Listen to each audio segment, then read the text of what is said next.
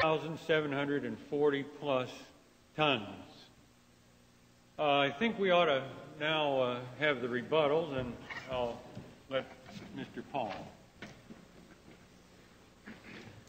Thank you very much. I think it's interesting that Governor Partee, when he was referring to our gold eagle, didn't talk about the minting of a gold eagle. He inadvertently said we were going to print a gold eagle.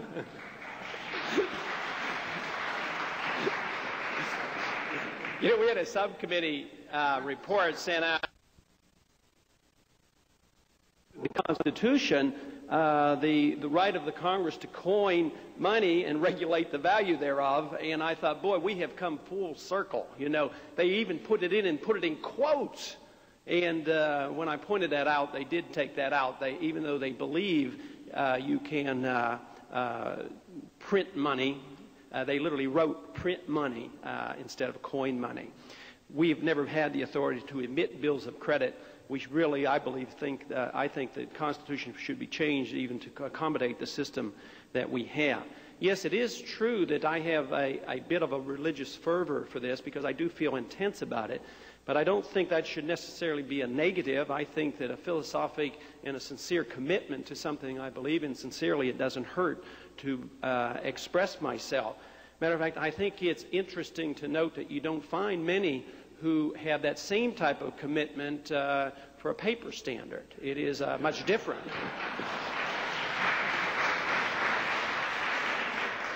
I do believe I would concede to Governor Partee about the preconditions. I, for one, see a lot of shortcomings.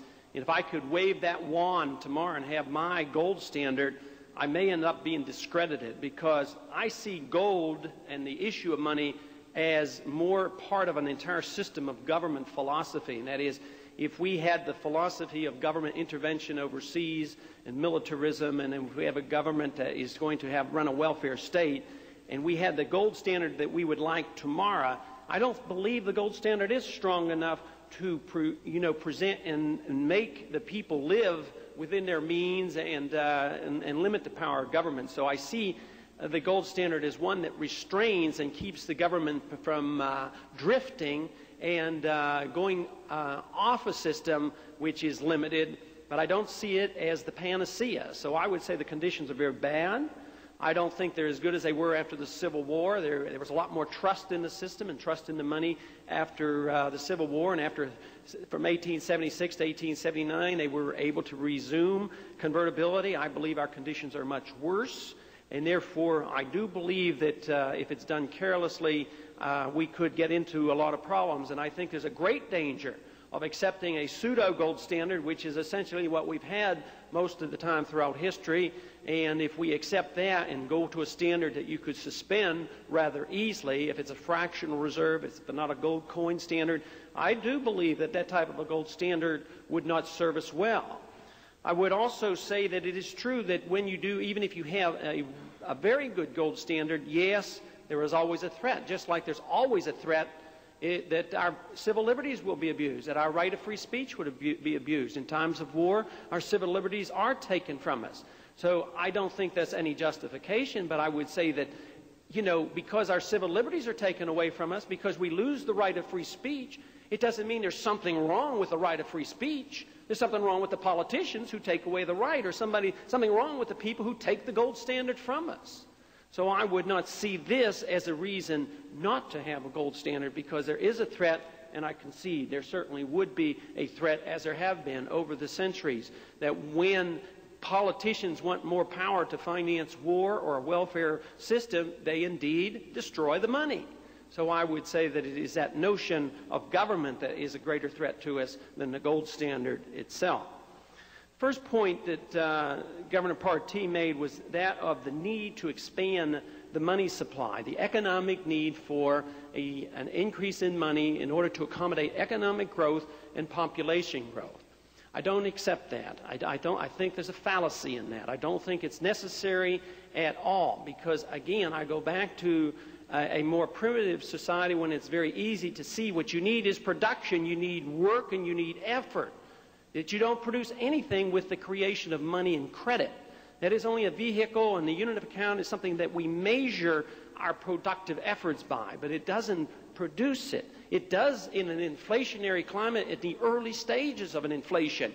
By deceiving the people and creating new money, there's a deception, and yes, people do feel better, and it might stimulate for a while, maybe even for decades, but eventually it does the opposite. And that's what I'm afraid we're moving into now, where even the stimulation that we have today will not produce what we want and desire, and at each time we go through a cycle we need more and more, and I believe the figures bear this out. In the past year we've had to have more monetary inflation in order to achieve what we could achieve in previous recessions with a lot less new money.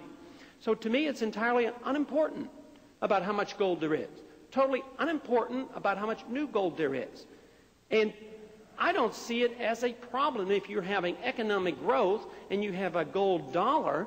If you put $1 in the bank and you get 3% interest, so you get $1 plus 3%, but your purchasing power goes up because prices went down, but there's economic growth. I see no problem. I think that's a good deal. I think that's more incentive to save, and therefore more capital, and more reason for people to invest in the future because things are looking good. I do not equate decreasing prices with depression. I equate depression with bad economic climates and a decreasing money supply in an artificial system which brings it about. But to have prices going down is no concern at all. It can be a definite asset. And it is true, though, that you don't have to worry about a steady money supply under a gold standard. Most likely there would be an increase. The average is 3%, about what the monitors would like to increase the money supply at. But it is true it's erratic. I agree with Governor Partee. It is erratic. One year you might have a 5% increase, one year a 1% increase. But to me that is unimportant as well. The most important thing is that you have a free pricing mechanism. If you're worried about price fixing and a price level, that's different. But if the prices are allowed to fluctuate because there's an influx of gold or an outflow of gold from the country, as long as the pricing mechanism is there, there really is no deep concern. But the chances of having gold inflation today is rather slim. My real concern is about the paper inflation. You know, they say, watch out for Russia. They could, you know, withhold gold or dump gold. But, you know, it would take them 100 years to double the supply of gold in the country, so therefore to really significantly affect the purchasing power of gold. 100 years to produce that much gold. Took the Fed only 10 years to nearly triple M3.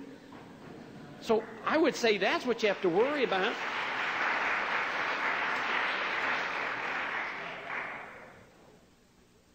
But it is not necessary to worry about the amount of money, amount of gold. The market can adjust for that. Matter of fact, I think the market would adjust it as the purchasing. It would not be steady. You know, as the purchasing power of a gold dollar goes up, there would be more incentive to mine gold. If the purchasing power goes down, there might be less mining. But the most important thing is that we can measure value in something that is steady in value. And over centuries, gold certainly has served that purpose. You cannot use recent history and say that gold varies rapidly in its purchasing power because of the Federal Reserve note ratio to gold in these recent years. That's the dollar that is one day strong and one day weak. And it's the anticipation that they don't know what the future will bring. Stable exchange rates. Yes, I think stable exchange rates are what we need, but we don't need a law to mandate them. We don't need a new Bretton Woods agreement. That's not it, because it is true today, and even if we had some reform in the system, I doubt very much if we could trust everybody today to not inflate their currency and to define their currency in a strict, with a strict weight. But all I think about when I think about fixed exchange rates is you don't need a law for us to decide that if we're exchanging maple leafs and Kruger rands, to exchange them rather freely. You know, and if the dollar or the foreign currency is defined as a precise weight, and then that ratio is set automatically. But it is indeed true that if you have paper currencies, whether they're loosely linked to gold or not linked to gold, printing at different rates, you know, fixed exchange rates would be totally chaotic. Even under the Bretton Woods Agreement, there were thousands of periodic devaluations because even then they weren't supposed to be printing at different rates and they were supposed to link their currencies together to the dollar.